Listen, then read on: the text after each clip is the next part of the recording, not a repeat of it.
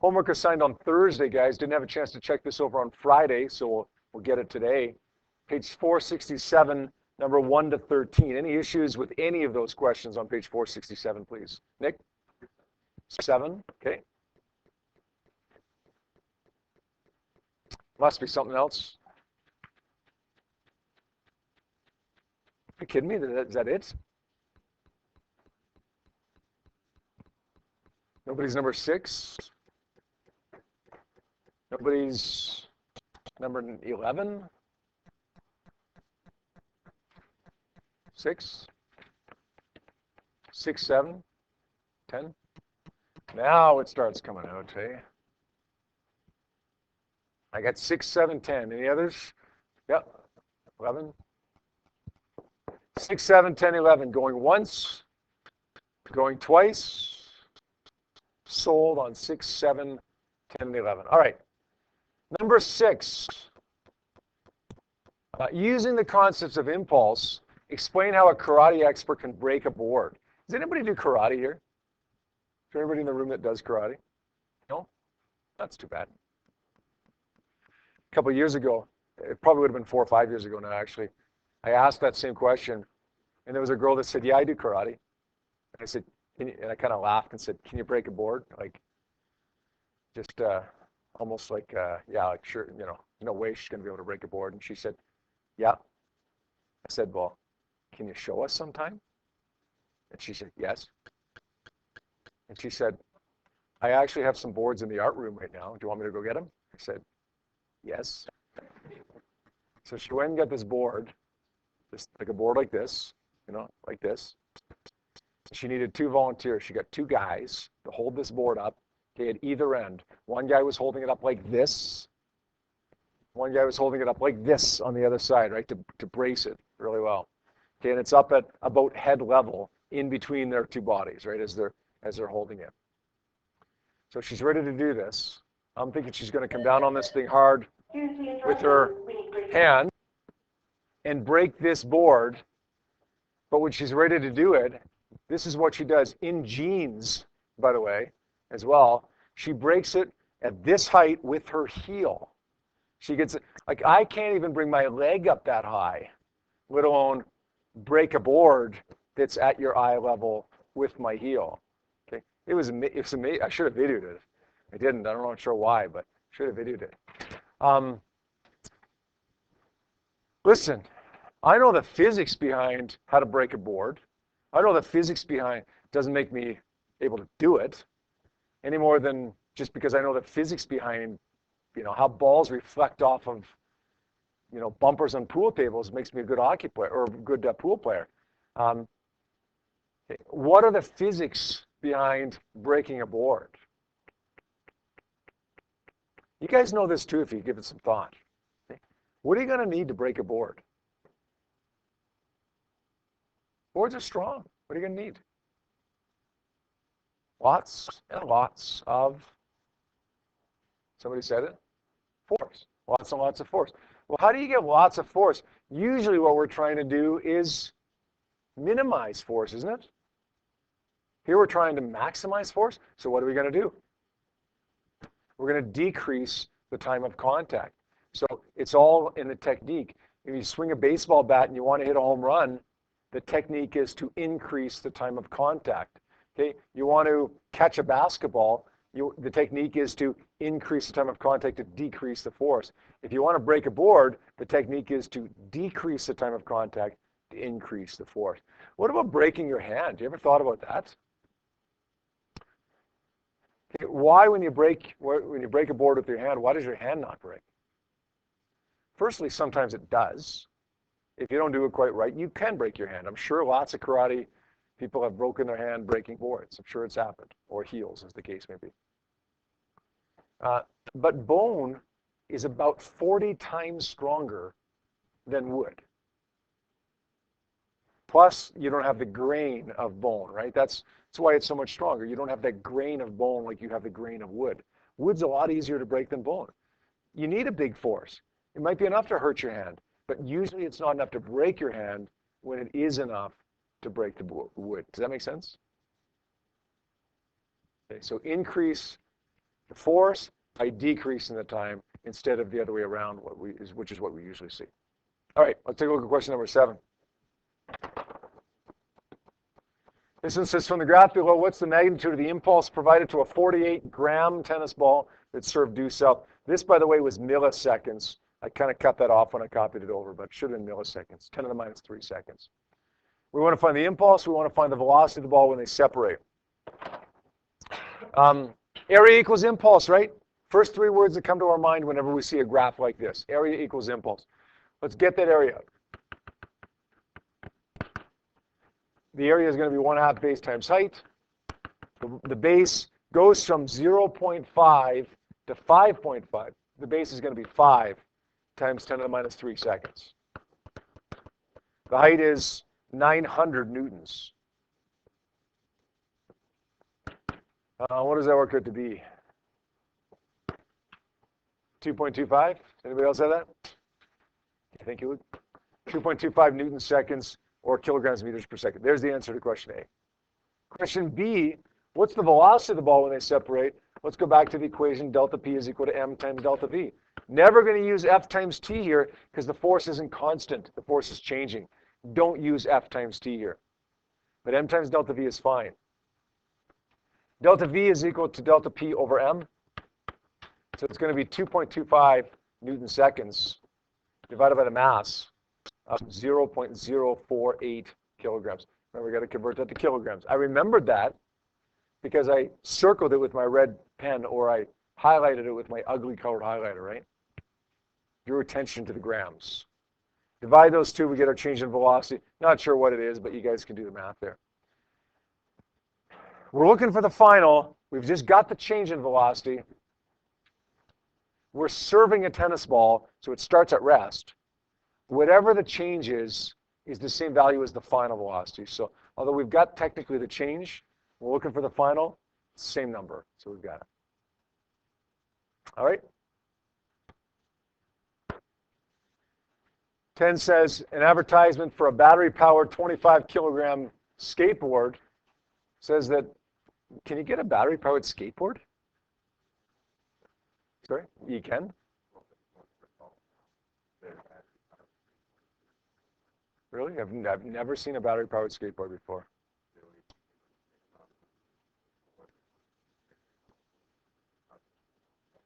I think it would kind of take, if you had a battery-powered skateboard, I think it would kind of take away from the fun of skateboarding, wouldn't it? And if you're going to use it as a carry your golf clubs, why don't you just get a golf cart?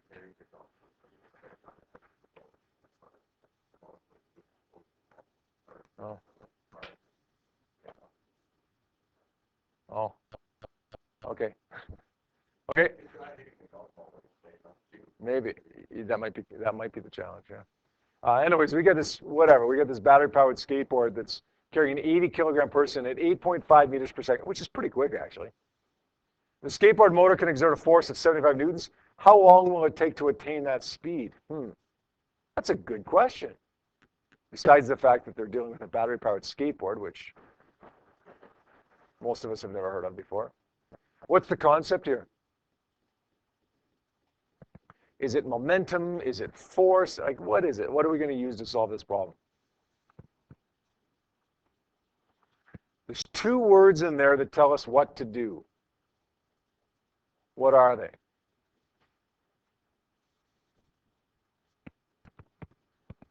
Jake, thanks for such a quick answer there. Well, not so much force, but it implies force that's not connected. Okay. Okay. Force and time tells us that we're going to do what?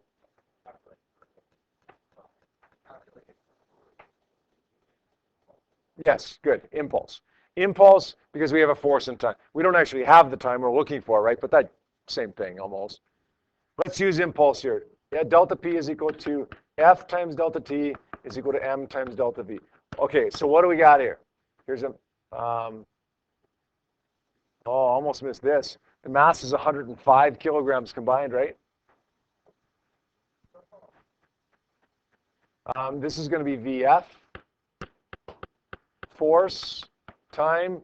Is there anything else we have? What would VI be? 0. So let's say F times T is equal to M times delta V. Let's say delta T is equal to M times delta V over F. Let's say 105 times 8.5, the change in velocity, over the 75 newtons. What does that give us?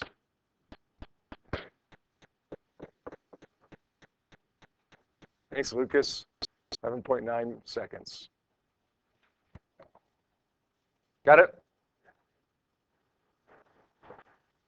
11. Okay, last question. When whiplash occurs when a car is rear-ended and either there's no headrest or the headrest is not properly adjusted. The torso of the motorist is accelerated by the seat, but the head is jerked forward only by the neck, causing the injury to the joints in the soft tissue. What is the average net force on a motorist's neck if the torso is accelerated from 0 to 14 meters per second west in 0.135 seconds if the mass of the motorist's head is 5.40 kilograms? Good question. Not because, it's mathematically it's such a fantastic question. It's fine. Nothing special about it mathematically. But it's a good question in that it gives us a context, right? It gives us a lot of words for just a little bit of data. We don't need most of this.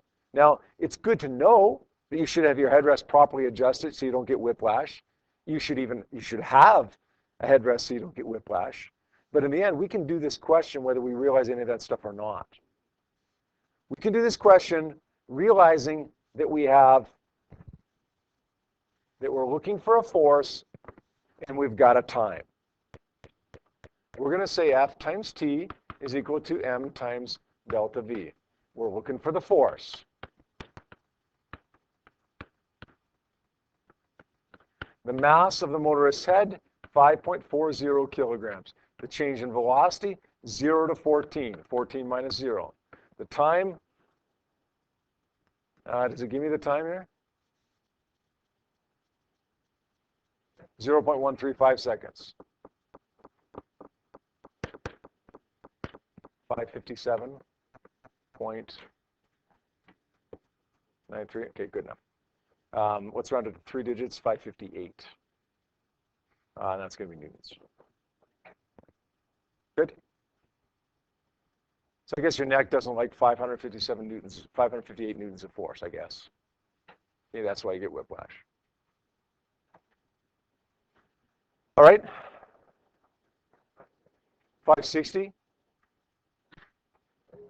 All right. Thanks, Jake. Thanks for fixing Lucas's up there. 560.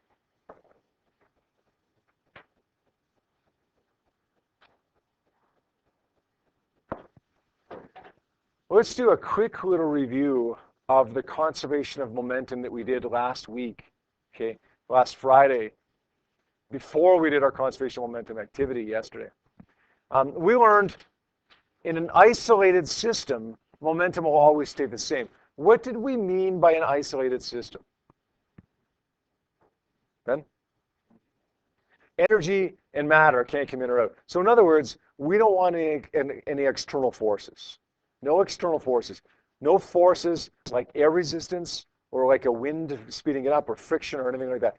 External forces add or take away energy from the system. Okay, and then we don't have an isolated system. So in an isolated system, total momentum always stays the same. Mathematically, we phrase that this way. Pi is equal to Pf.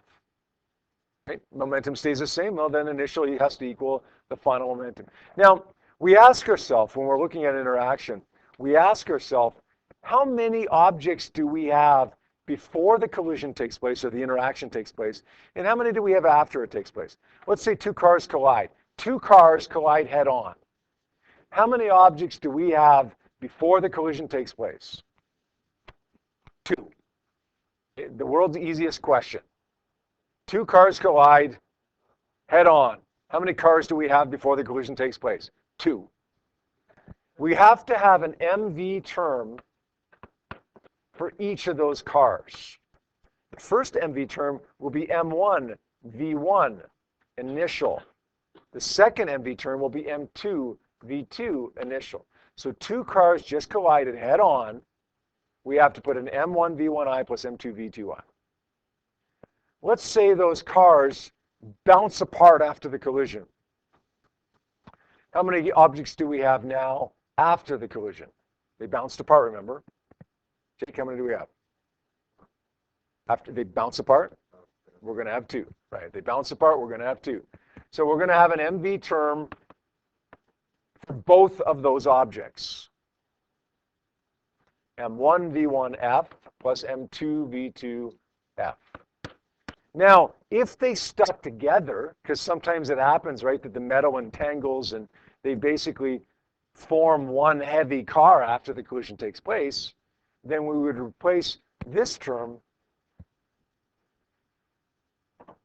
with this, MVF. One term because it would only be one object. At this point, we turn around and plug in our numbers and we solve. And we got a couple practice problems that go with one of the examples that we did earlier on. I want to do the first practice problem here right now with you guys. This is a student on a skateboard with a combined mass. So the student and the skateboard are one object, okay? 78.2 kilograms. We'll call that M1. Moving east at 1.6 meters per second. As he goes by, he scoops up a 6.4 kilogram backpack. That's a heavy backpack, by the way. You should not have a 6.4 kilogram backpack. A 15-pound backpack is a little bit much to be carrying on your back. We're going to call that object 2. He scoops up the backpack. We want to know what's the velocity going to be after he picks up that backpack. Probably the most critical thing with all of these problems is to identify the givens. This is M1. This is V1 initial. This is how fast the guy and the skateboard are moving before he touches the backpack. V2 initial is what? 0. The backpack is on the bench. We're looking for the velocity of the student, including the backpack, right? Because he's carrying the backpack after he picks it up. The velocity of the student and the backpack after he picks it up, after the interaction. We're not going to call it V1F. We're not going to call it V2F. We're going to call it VF because there's only one object now, right? It's this guy and the skateboard and the backpack all in one.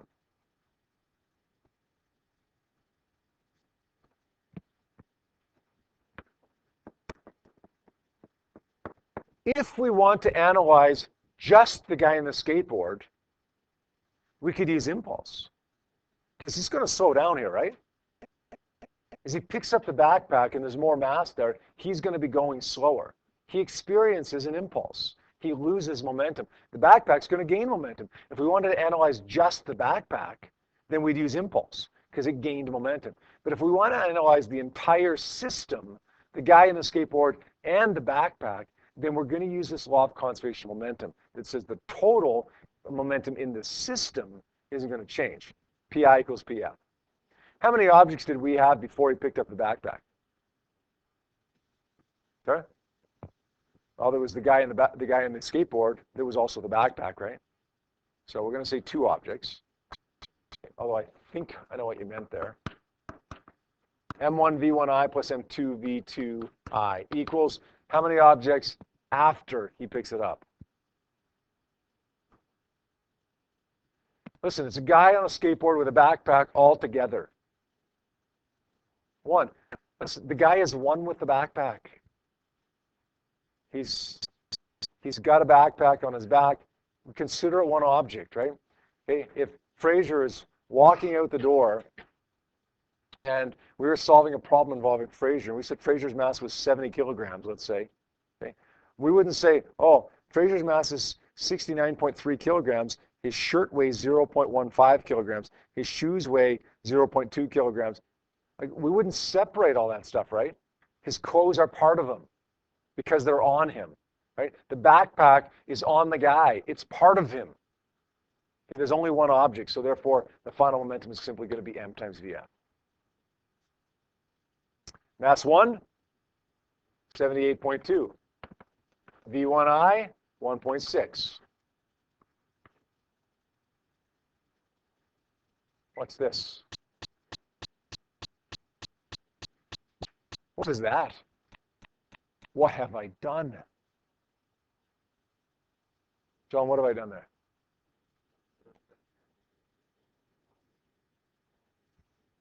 Good. You can multiply 6.4 times 0 and add 0 there. Or you can just say, look, it's 0. Anything times 0 is 0. In fact, Terry, you might have been kind of inferring this, when I asked you that first question, how many objects are there? How many objects were moving? 1. We could have left that entire term off from the beginning if we wanted to. I hesitate to do that. I like to include everything, even if it doesn't have momentum, and then I'll cross it off later. It just helps it keep it structured a little bit more. But if you do that, that's okay. What's M over here?